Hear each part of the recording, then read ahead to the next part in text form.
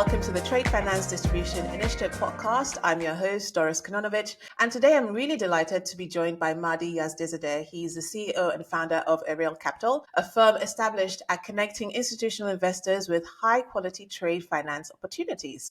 Now, Maddie's here because the countdown is really on now for the 2025 Trade Finance Investor Day, where he'll be joining an expert panel exploring how innovation, how data, how investor appetites are really reshaping that trade finance landscape today.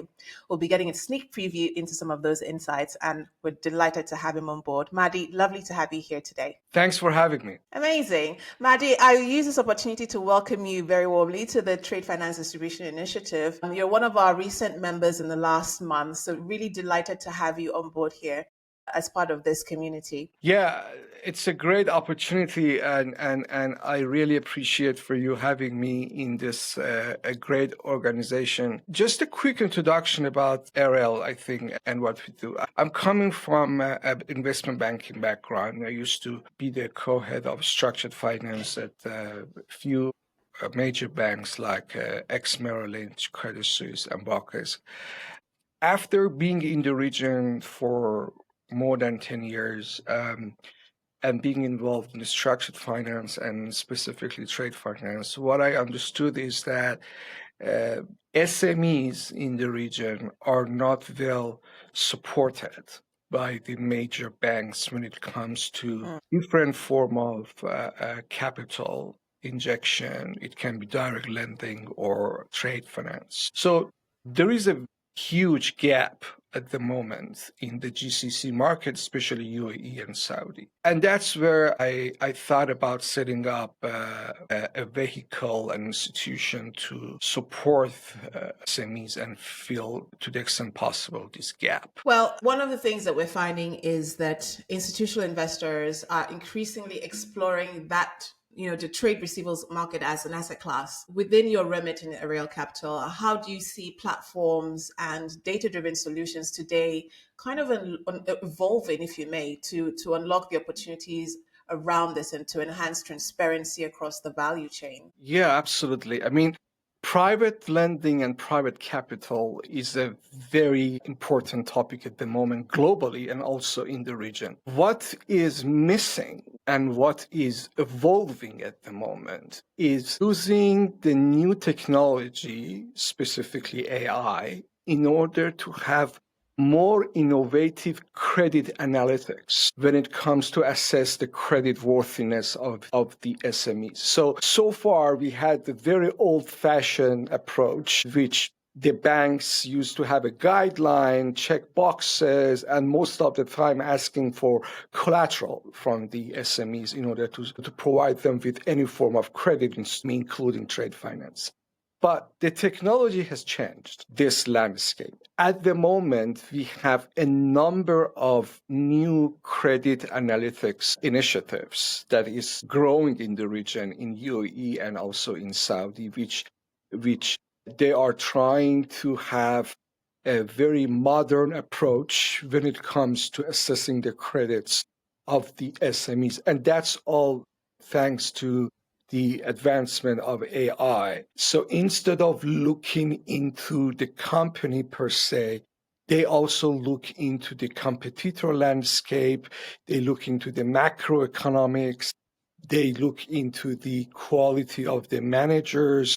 So it's not just a quantitative approach anymore. It's a mix of qualitative and quantitative approach in order to provide a very workable credit profile from the client.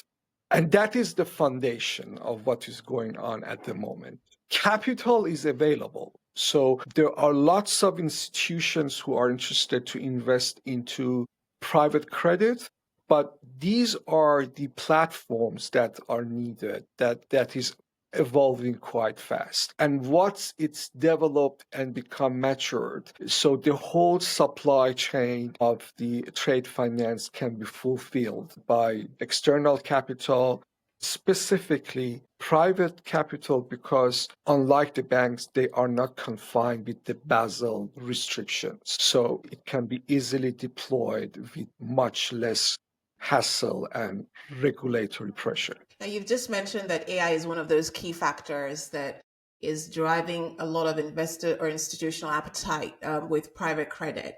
You can do more analytics. You have more data in front of you that can help you access information and manage a lot of the risks and mitigate them. From your perspective, what are some other key factors that is driving this momentum around institutional appetite and market momentum for private credit? And how is Ereele Capital positioning itself specifically to meet the demands that are out there? Yeah, another driver behind this, I think, is the support of the government. The government in the region are understanding that the main driver of the economy is SMEs. So, and they also understand that the banks are not doing enough in order to support them. So, for instance, sovereign wealth funds in the region are also one of the supplier of the private credit. Regulators in the region are becoming very collaborative with the non-banking lending institutions in order to give them the license and regulatory framework in order to supply the credit. Also, syndication part is becoming a very important thing. And this is something that one of the things that we are trying to do in Ereele Capital. We are trying to create a platform that when the non-banking lenders supply the credit, the syndication room can free up the credit and they can recycle the cash and service more. It's a combination of the government and the private sector that is driving this important aspect. Engagement of Chamber of Commerce, for instance, in Dubai, engagement of DIFC, which they have very straight guideline. You need to understand, always regulation is a very big problem, is a very big hassle. And I think what the UAE government and the Saudi government are trying to do is that make regulation as accessible as possible, democratize the access of regulated platform to wider range of the market participants, not just the banks and the big names. It's very interesting. For example, some of the local banks who are not possible to provide trade finance facility because of the Basel. On the asset management side, they are creating funds to supply credit to the SMEs. They cannot go through the framework of the bank, but in parallel, they are creating funds on the asset management side. And I think the role of the institutions like Ereele Capital is to coordinate this engagement in order to bring the lender, borrower, and borrower platform, government in one table, and in order to make the process as smoother as possible. Now, you're going to be bringing expertise from the Middle Eastern region to the Investor Day coming up next month, and you're going to be on the panel discussing how can non-bank lenders convince institutional investors to grow allocations to trade assets. What, from your perspective in the Middle East region and your expertise here, can we expect to gain from you in terms of your contribution on the panel about this topic? I think what I would like to address, which is the constraint in the region, is the familiarity of finance and non-banking lenders. Non-banking lenders is a relatively new topic in the region. It has been in Europe and US for a while, but this is something new to the region. We need to understand something about the region, which is very important. Access to data of SMEs are very limited, very limited. In Europe and United States, the credit platforms are very professional and they have access to the capital. So how, for example, the region is trying to address this as a catalyst by initiating the topics like open banking. So the credit analytics platform can have access to the data and make the data a commodity that can be quantified so the non-banking lenders are comfortable to lend. And And that's very important. I think the government got the message very clearly. They have to be transparent in order for external capital to support SMEs. They have to be transparent. The other thing that I think it is very good to address in the coming event is the role of credit insurance. Unfortunately, the credit insurance in the region is not as matured as it is in Europe or even in Eastern Asia and United States. The credit insurance, because of the same problem that I just addressed, lack of proper data. So the credit insurance, their feed is data. I mean, if they don't have the data, they cannot make any decision. So, and the other aspect that this credit analytics platform AI based is that to help the credit insurance. So it's a recursive thing. So they build the credit insurance to make informed decision.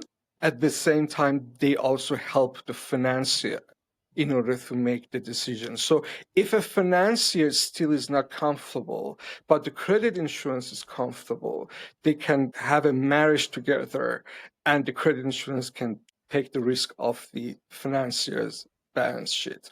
So it's a very interesting ecosystem, and time tells that whether it is effective, but from my point of view, it's going to be very, very effective. And also one thing which is also very important, we need to understand that we are going through a cycle of the economy where the uncertainty regarding the credit is going to be volatile. And that is a test for these platforms and how they are going to behave when it comes to the winter time. And this is something that the region in the SME space specifically don't have that much experience. This is something to highlight. Yeah. Well, I definitely think it's going to be a very exciting panel.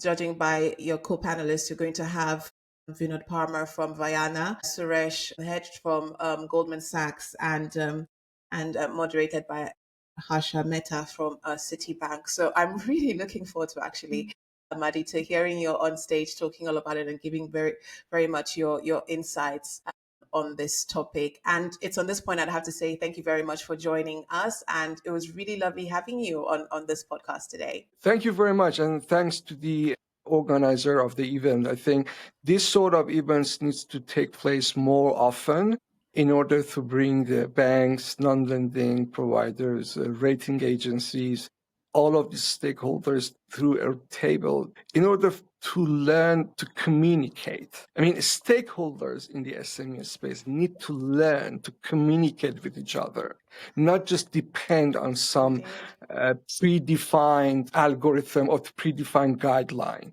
They need to think outside the box. And that's where they can complement each other.